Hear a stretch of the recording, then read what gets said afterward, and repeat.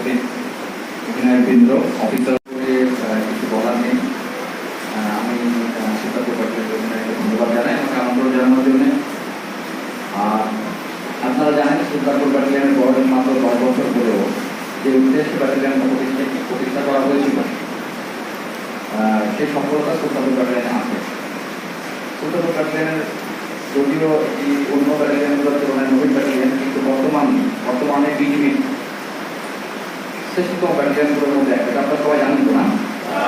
কারণ ব্যাটালিয়নগুলোর কতটা ভালো, কতটা কেমন সেটা নির্ভর করে তার সিদ্ধার্থের মাত্রার উপরে।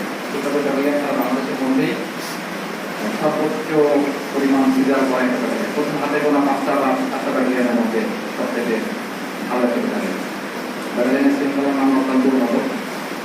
ব্যাটালিয়ন 10 বছরে আজকে এই একটা স্ট্যান্ডার্ডে আসছে। এই জন্য সাবেক যত অধিনায়ক আছে, সাবেক যত জুনিয়র কর্মকর্তা, সাবেক যত বিভিন্ন পদবীর লোকজন বিভিন্ন দায়িত্ব পালন করছেন, সবাইকে স্মরণ করছি।